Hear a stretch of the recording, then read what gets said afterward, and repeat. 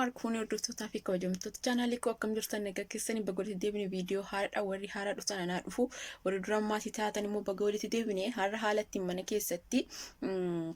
fuula koo yeroo tokko kunuunsu yeroo hundallee waan jedhanii asoobe ani kana beekee barsiisu son ta'an YouTube irraa ofii koo ilaalee haala itti fayyadamuudha qopheesseen ture viidiyoo illee agarsiisan qopheessaa ture jechuudha isa kana jechuudha haala ittiin viidiyoo qopheessaa itti kana wanna jedhe viidiyoon ni jira waan ta'eef isas karaa duubatiin hin godha amma nan dibadha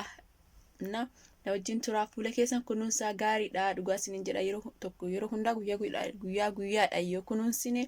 guyyaadhaan kana dibanne jijjiirama finna garuu yoo irraa turre dibanne faayidaan qabu jira akka ganama akka hirribaa ka'een ijjiiyyuu akka hirribaa ka'een beeksisa fuulli kiyyuu isiniin jedha ana wajjin turaa isiniin jedha zolee Oromoo fayyadamaa fuula keessan kunuunsaa akka shamarran dhageessaniira.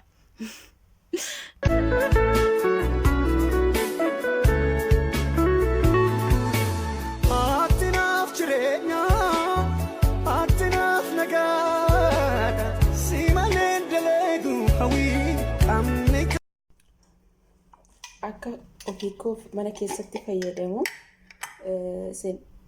fayyadama yeroo tokko ani haala kanaan jechuudha damma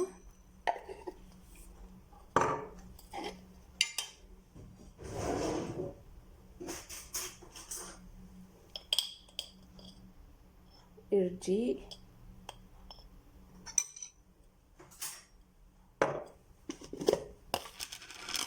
biyya keenyatti maal jedhama kunu maal jedhama afaan Oromootti urgoo እና yoo barbaadan loomii itti gootanii ani garuu loomii ittiin godhu akkan dhageetti muraasni kan yeroo fayyadamu waan agartuuf warqii leemuunii fuula keessatti godhini doktorri gaarii miti jedhee dhagaheeraa jette እና sanaaf garuu leemuunii malee bishaan namaaf hin ta'u garuu ani beeku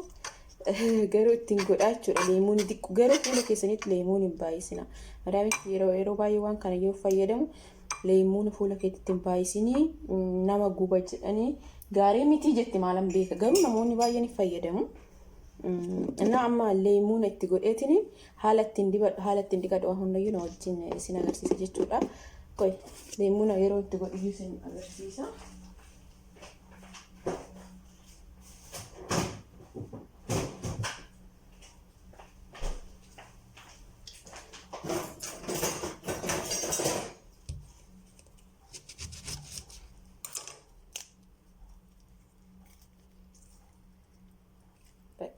baasutti akkuma bishaan diqqonaa kannaa ta'uuf malee itti baay'isuu hin barbaadu akkuma isiniin jedhine sodaadha waan ta'eef leemu ani kana beekeen barsiisa son ta'ani haala ani ittiin mana keessatti YouTube irra ilaalee fayyadamuudha beektani እና በቃ haala ittiin dibadhullee isin agarsiisa wajjin tura isinis fayyadamaachuu barbaadeen mana keessatti fuula fi kunuunsuun gaariidha yeroo tokko beektani osoo sanafii ta'uu baanne yeroo hundayyuu fuula keenya fayyadamne gaariidha amma fakkeenyaaf ani yeroo hunda fayyadamu garuu otoo yeroo hunda ganama fayyadame fuulli koo jijjiirama fida garuu isan torbeetti fayyadamu kun faayidaa hin qabu jechuudha garuu yoo danda'amee sannafuu baanne hojuma arabaa jalbichaa gurufuu baanne osoo ofitti deemneef illee kunuunsine guyyaadhaan kana fayyadamne gaariidha isin jira amma immoo nan dibadhaa qo'a nan deebi'a jechuudha amma fuula koo dhiqadheera jechuudha toon dibateen dura fuula koo dhiqadhee saamunaadhaan baawannaa jedhee fooxaa qulqulluudhaan fooxaa fuula keessan qofaaf fayyadamtan ani kan fuula koo qofaaf miti garuu isin jechuudha kuni kan wannaatiin garuu gaariidha fooxaa addatti qabaachuun fuula kee hin goggoskitaa kaza dura saamunaan sirriitti dhiqataa jechuudha fuula kee kaza fuutee sana booda fuutee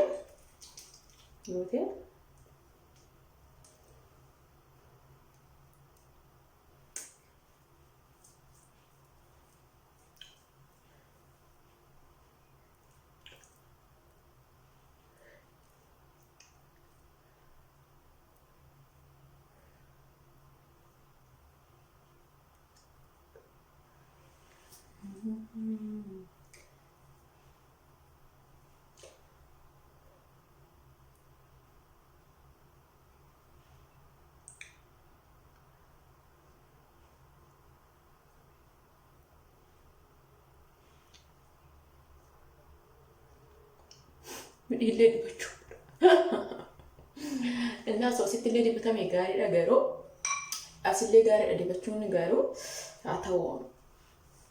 ana amma hojii eegaluu ni waan ta'eef asuma goraan dibadhee xumuree gara hojii deema. Akkuma irri bakka inni har'a na kaase bakka maalaaf akka ta'e hin beeku malee.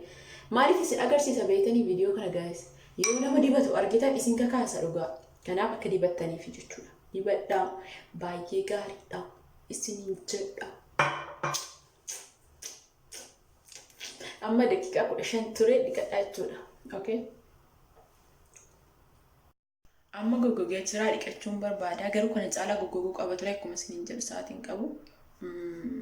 Ganamaan hojii na eeggatu waan ta'eef sanaaf turuu hin dandeenye baay'ee. Innaa kana caalaa goggoguu qaba garuu hiyyeessu goggogee roomaan jiru argitanii akka itti shawannaa jedhu akka itti baafamu nan dhiqadha jechuudha.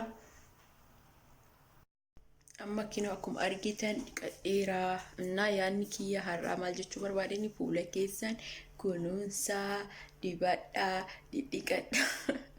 sa'aatii boqonnaa qabdaniitu jechuudha. Dhuguma baay'ee bareeda beektanii fuulli namaa namni kamiyyuu guddachaa deema miti gara ijoollummaan deemu guddachaa deema. Kanaaf gogaa fuula keenya wantoota adda addaa fayyadamuun gaariidha isiniin jedha. Annaa har'a kanan qabadhee isinii dhufe waan ta'eef viidiyoo haaraadhaan walitti deebina waan ta'eef hordoftoota kiyyaa akkasumatti nu wajjin tura baay'een isin jaalladha. Naganaaf tura.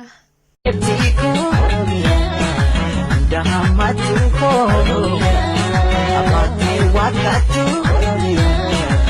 kata king gatu.